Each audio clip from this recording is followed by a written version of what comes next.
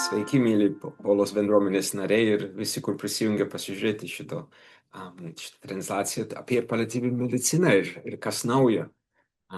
Džiaugiuosi, kad galiu apie tai pakalbėti ir norėjau pirmą pasakyti, kad ruošiam čia Poloj, kad atsiras naujų filmukų ir aiškinimų ir čia dėka gydytojos Kamilės Čekšienės ir Mariaus Čiulionio, kad mes norime daugiau apie paliatyvią pagalbą išsiaiškinti ir kad jūs, myli žiūrovai ir Polos bendruomenės nariai, žinotumėt, kas tai yra. Nes turit labai, labai gal sakyti, svarbų indėlį. Jeigu pagalvojam, kad pacientai, kurie žino gerai apie paliatyvinę pagalbą, tai iš tikrųjų padeda daugam, ar ne? Ir matysit, kad truputį per šitą pirmą pristatymą, tai planuoju kokius 3 turėti. Tai taip pat irgi labai rekomenduoju pasižiūrėti, ką jau yra Polos tinklalapį Pola LT ir priešvėžį.lt apie paliatyvinę pagalbą. Yra ypatingai vienas toks leidinukas, kur labai gerai apibūdina įvairius aspektus. Čia šitas parodau, tai pasižiūrėkit ir kad jeigu mūsų bendruomenės nariai gali būti šiek tiek ekspertai, vos ne ambasadoriai apie paliatyvinę pagalbą, tai žinokit, padedat ne tik savo, bet ir savo artimiesiems, kada gal tikrai gali lengvai pasibesti žmonės, ką daryti, arba kaip patys jaučiat ar simptomų sunkėja, simptomai atsiranda, arba artimieji truputėlį pasimeta, ką daryti, kaip daryti. Žinokit, atsakymas yra randamas paliatyvioj pagalboje, ne? Ir taip pat galit padėti ir artimiems pacientams, gal draugams, gal pažįstamams, kartais poliklinikoje sėdite, eilutėje laukit pas gydytoją, arba tai gali visada ne tik gal apie Polą paklausti, ar girdėjote apie Polą, bet taip pat ir ar girdėjote apie paliatyvinę pagalbą, kad žinote, kad tai simptomams yra labai labai gerai svarbi pagalba. Ir taip pat šviesti ir šeimos gydytojus kartais reikia irgi paminėti ir kitus specialistus, kad gal daktarė, gal paliatyvinė pagalba man būtų reikalinga arba naudinga, ne, ir jie gali padėti organizuoti. Bet tas švietimas, kad ateina iš apačios, tai iš tikrųjų yra misija ir misija, kur jūs, brangus pacientai ir lankytojai šito filmuko žiūrėtojai gali tikrai padėti. Ir kas yra gerai, yra, kad numatyta, kad kančia, skausmas tai iš tikrųjų yra keturlypis dalykas, ar ne, kad yra fizinis aspektas, kur medicina padeda tą medicininę pagalbą, ar ne, tada yra psichologinė pagalba, socialinė pagalba ir dvasinė pagalba. Tai ta visapusiška arba keturlypį požiūrį į kančią, į skausmą, tai iš tikrųjų yra visa vertė požiūris, kur tapo medicininė specialybė nuo 70-ųjų metų, bet iš tikrųjų visada buvo medicinos širdyje, tik daugelių šimtmečių, tūkstantmečių jau apleista šiek tiek, kaip vystosi technologijos ir atradimai ir visa šita, kad daugiau buvo kreipiamas į tą techninę pusę ir truputėlį praradom tą tikrą vertę, kas yra žmogus, kas yra pacientas, tai prie to dabar grįžtume ir žinau, kad už tai ta paliatyvinė pagalba yra svarbi. Tai pirma, kas tai yra ta paliatyvinė pagalba? Tai jeigu kažkas paklaus, tai žinokit, yra ta simptominė, komandinė keturlypė pagalba. Ne? Tai labai, labai paprastai, kad tiems, kurie turi, gal sakyti, progresuojančią lygą, kartais gali būti sunkia diagnozė kaip onkologinė lyga, bet kartais ir neonkologinės lygos, kaip pavyzdžiui širdies arba kitų plaučių kvėpavimo ar inkstų nepakankamumo dalykai irgi naudos dabar jau įrodyta paliatyvinė pagalba. Irgi gal sakyt, pat pradžioj buvo žiūrima, kad paliatyvinė pagalba daugiau skiriama gyvenimo pabaigoje, ar ne? Tai yra svarbi dalis paliatyviosios pagalbos, bet nėra tikrai jos visumos. Jos visumos yra geriausi rezultatai, kada yra skiriami kuo anksčiau, ar ne? Tai gal dar ir gerokai metai ir daugiau gali žmogui tikrai būtų naudinga išgyventi gerai ir mažinti simptomus arba tą simptomų kontrolę, taip gauti labai gerą, kad net minimaliai trukdo tie simptomai ir pagerėja gyvenimo kokybė. Tai paliatyvinė pagalba yra padėti, kad tikrai gyvenimo kokybė kasdien būtų gera ir gera ir malonu gyventi toliau. Ar ne? Tai tikrai ne gyvenimo pabaigos dalis, bet jau ankstyvoji, kada yra jau progresuojančios lygos diagnozė. Jeigu tai yra simptomai, tai žinokit, kad drąsiai prašykit, kad daktarė, ar jeigu simptomų pagalba nepakanka iš vieno gydytojo, kad jau nori tą paliatyvinę pagalbą, tai yra komandinė, ar ne, keturlypė pagalba. Kuo irgi skiriasi nuo paliatyvinės slaugos, yra, kad iš tikrųjų nelabai tikslus tas žodis paliatyvinė slauga, yra daugiausiai ta ilgalaikė slauga, bet paliatyvinė pagalba yra daugiau komandinis, trumpalaikis, daugiau įsiterpimas aktyviai tikrai gydyti simptomus. Tai kartais žmogus tikrai gali ilgalaikį būti slaugoje, bet jam užeina bloga ir simptomų nemažai arba pablogėja situacija, tai paliatyvinė komanda gali ateiti padėti. Vėl, kaip sakau, kaip komanda, ne vienas žmogus, bet komanda ir padėti ir dažnai užsienį, kad net yra daugiau skirima net iki 2 savaitėm ir po to jau pacientas stabilus ir toliau gyvena. Ir ten, iš kur atėjo, tai jeigu iš namų arba iš kokios ligonės ar iš hospusų, tai gali grįžti ir toliau gyventi ir žymiai su geresnė gyvenimo kokybė. Tai prašom turėti omeny tokius kelius dalykus, ar ne, kad yra komandinė, keturlypė pagalba simptomams, progresuojančiai lygai ir kad tinkama ir ankstyvoji ir ne tik gyvenimo pabaigoje. Tai ir kuo skiriasi nuo slaugos, nes po to slauga perima ir gal, sakyt, pritaiko ir tęsia tą skirtą gydymą arba simptomų kontrolę. Tai kaip aiškinu pats esu ir pacientas, ir gydytojas, prisidedu prie paliatyviosios pagalbos irgi pacientams, tai žinokit, kad kaip aiškinu, tai man atrodo gera atsiminti tokį paprastą tą palyginimą, kad yra kaip jos efektyvumas ir kaip stalas, kur turi 4 kojas. Ir visos kojos turi būti prijungtos, kad tas prisuktus, kad tas stalas gerai stovėtų, būtų efektyvus. Tai paliatyvi pagalba irgi tie 4 kojos. Tai viena yra ta medicininė pagalba. Tai žinokit, kad ten tikrai yra didelis pasirinkimas, kaip galime jums padėti su simptomais. Tai aišku, dažniausiai simptomai gali būti skausmas, bet tikrai turime daug vaistų dabar, tablečių, leidžiamų, gerimų, lašų, pleistrų, injekcijų, kartais irgi blokados daromos ar kažką tokio ir kombinacijų šitų vaistų, kad tikrai neturėtumėt arba pacientas neturėtų bijoti arba galvoti, kad bus reikalinga daug iškentėti iš skausmo pusės, ar ne, kad tikrai padėkit savo ir padėkit kitiems tą pažinti, kad tikrai nereikia bijoti, kad lydi arba lydės tokie skausmai. Tikrai galima puikiai. Kiti simptomai - pykinimas, ar sunkumas kvėpuoti, ar kas bebūtų, ar jėgų pritrūkumas. Daug dalykų galim padėti ir pagelbėti, kad tikrai nesat vieni ir neįsivaizduot. Turim tą žmogišką polinkį visada.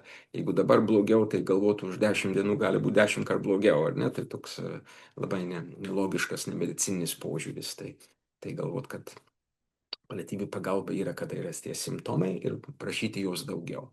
Ji nėra tokia magiška, kad vieną kartą nuėjus gavęs vieną piliulę ar vieną vaistą, kad su to viskas turėtų baigti ir sustoti ir viskas bus gerai. Ne. Labai svarbu ir paliatyvi komanda labai laukia išgirsti, ar tas vaistas, ar tas dozė, ar tas gydymas buvo efektyvus ar ne. Tai dažnai reikia turėti truputėlį kantrybės ir grįžti atgal ir pasakyti tas vaistas, ar šiek tiek padėjo, kiek jis padėjo, ar reikėjo daugiau, gydytojas spręs, paskirti kitą, ar kaip tai daryti, bet žinokit, jūs nesat vieni ir nesat palikti su tik vienu vaistu arba su viena konsultacija. Tai ta medicininė pagalba, ar ne? Psichologinė pagalba, ta antra koja, kur irgi reikia prisukti, kad paliatyvas būtų efektyvus. Tai žinot, kad yra labai normalu, kad su sunkesniom diagnozėm, kad užeina ir praeina, gal sakyt, jau kaip Kubleros kreivė psichologijos, kur iš tikrųjų studijavo, kaip žmogus, kaip priima sunkiai žinią, arba ne tik dėl sveikatos, bet bendrai apie kažką gyvenime, kad būna tie etapai, praeinantys, bet vis tiek sunkus, kada pats randiesi juose, tai kaip depresija arba nerima ar kažką, tai gerai žinot, kad tai labai irgi normalu, kad jeigu užeina taip, bet irgi nenusimint, nenusivilt, kad tai yra praeinantys, bet nieko blogo, jeigu reikia irgi pagalbos. Ir tuo metu tai tada kartais psichologinė pagalba psichologų pasiklausti, pasitarti. Pola irgi turi tą galimybę, kad galit skambinti ir užsiregistruoti, gauti psichologinę pagalbą, bet kartais psichiatrinė, jeigu skiriami vaistai ir nieko tikrai baisaus, kaip pasakau, kad tikrai ar vaistukų reikėtų padėti truputėlį išeiti iš depresijos ar kažkokio nerimą suvaldyti, tai žinokit, kad irgi padės kitiems simptomams. Tai jeigu skausmai, pykinimai, dusinimas, kad irgi žinokit, kad tie vaistukai nuo nerimos, nuo depresijos, tai irgi gali padėti, ne? Tai kitiems simptomams. Tai tikrai žinokit, kad yra jūsų pagalba, psichologinė pagalba. Ir čia irgi yra dalykas, kur jūs kaip pacientai arba artimieji, arba žmonės, kur domisi paliatyvai, žinokit, irgi galit padėti artimam pacientui su irgi psichologinį palaikymą, ar ne, kad jūsų šypsena, jūsų noras padėti, tarnauti, būti arti, būti kartu, tai irgi teikia svarbią psichologinę pagalbą ir taip, žinai, tikrai paprastai gal mažai vertinam, bet tikrai yra pagalba, ne? Tai tikrai tai maži ar lankymai, ar tarnavimai, ar parduotuvė nueiti, padėti, kažką pasidalinti gerų žinių, ar kokią programėlę, ar nueiti kažkur į kiną, ar į teatrą, ar kažką. Tai kaip žinoma visi, kad tas irgi padeda išgyventi kažkokius simptomus ir skausmus. Kažką tikrai kitam padeda, tai žinokit, kad jūs irgi raktiniai žmonės padėti su va tokia paliatyvinė pagalba, ar ne? Gal ta medicinė tai medikų daugiau pagalba, bet va psichologinė tai yra visų teikiama pagalba, negali būti. Tai o trečia ta koja tai irgi yra socialinė pagalba, ne? Socialinė pagalba tai irgi va, ką jūs galite irgi padėti, tai va tas lankymas, buvimas kartu, sužinoti kaip galima padėti tai kasdienybėje, ne, kartais yra vienatvės jausmas, ne, kartais yra tokie neteisingi jausmai, kad galva malonumai eiliniai, tokie kasdieniai malonumai jau nebus taip jau džiuginantys arba išgyvenami, tai tikrai nueiti va, į koncertą, į teatrą. Čia irgi savanorių veikla, kur hospisose arba ligoninėse ar kažkur irgi labai padeda, kad lanko, kad taip pat paruošia kokį pranešimą, pasirodymą, pralinksminimą, ne, kad tikrai matoma, kad dar daug gyvenime dar galima daug ką pasidžiaugti ir patirti. Tai ta socialinė pagalba. Aišku, irgi raktiniai žmonės iš medicinės pusės socialinė pagalba padėti, tai yra irgi jūsų šeimos gydytojas, ar ne? Tai prašykit kartais tą paliatyvinę pagalbą ir sakykit, ar reikia pagalbos daugiau namuose, ar ne?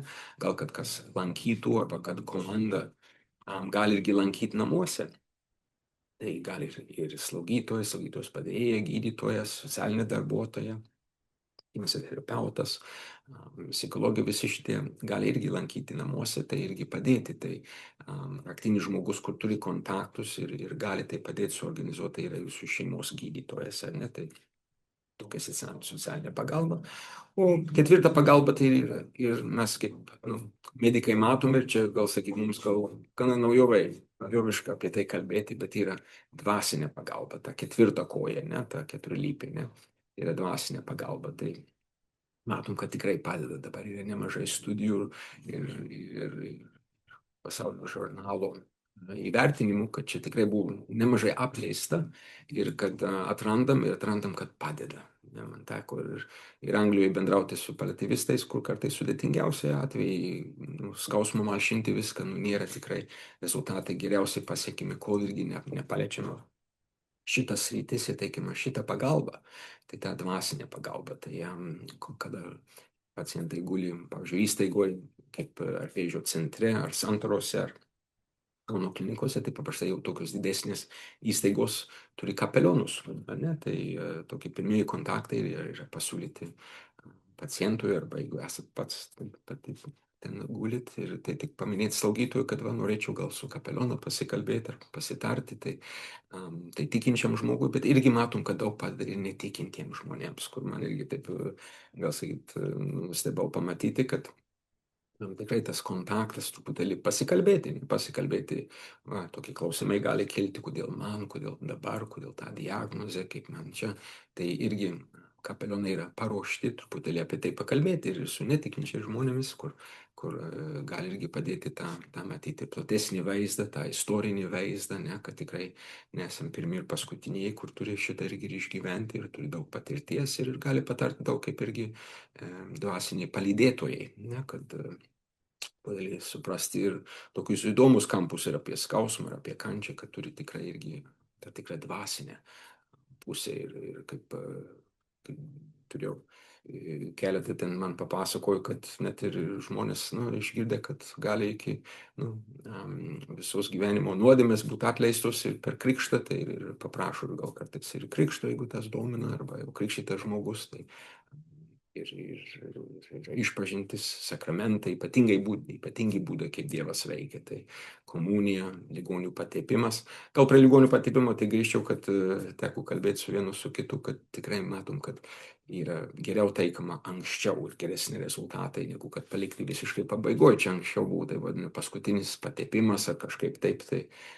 Ten man aiškina kapelionai, kad labai neteisingai taip sakyti ir kalbėti, ir kad kuo anksčiau teikama, tuo geriau, nes yra kaip pasiruošimas kelionėje, ta kelionė gali dar būti toli dar, kol nueinama arba kur išeinama ten link, bet ar jau jeigu sunkesnė diagnozė išgirstama, arba jau ruošiama operacijai, arba kokiai procedūrai, kur šiek tiek rizikinga, tai visuomet galim prašyti tų patepimo.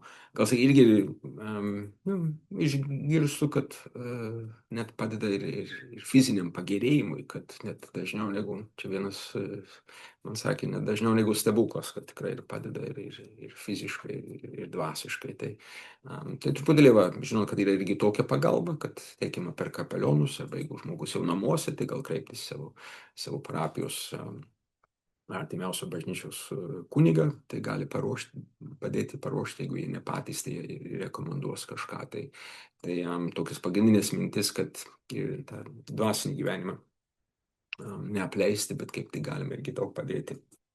Girdėjau, kad popiežius Pranciškus ypatingai daug apie tai rašė, kad priminti, kad tikrai esam visi, kiekvienas Dievo mylimi ir net ir sunkiausiuose gyvenimo etapuose arba tuose akimirksniuose, kad irgi Dievas laukia padėti per maldą, per sakramentus tokiu būdu. Tai kaip sakau, turėkime omeny, kad tikrai ir tokia pagalba ir jūs, pacientai ir artimieji, galite irgi padėti kitiems pacientams ar patys savo, žinodami, kad kartais tik paminėti tokius dalykus gal norėtų pacientas ar pakviesti ar pasikalbėti su kapelionu, ar kažką pažįstat, kažką patarsit, arba iš savo patirties, ar kažką duos paskaityti, ar pagalvoti, ar pasimelsti irgi už kitus, tai tie dalykai padeda. Tai žinau, kad čia irgi tokia pagalba, ką jūs galite teikti. Tai paliatyvinė pagalba, tai tikrai mes visi kartu teikiam, ar ne? Tai ir medikai, ir ne tik gydytojai, ir slaugytojus, ir padėjėjus, ir psichologai, kineziterapeutai, bet ir jūs, artimieji, ir patys pacientai kitiems pacientams. Ne? Ir kaip sakiau, net gydytojams priminat ir paaiškinat ir sakot, kartais šeimos gydytojams, specialistams, ar ne.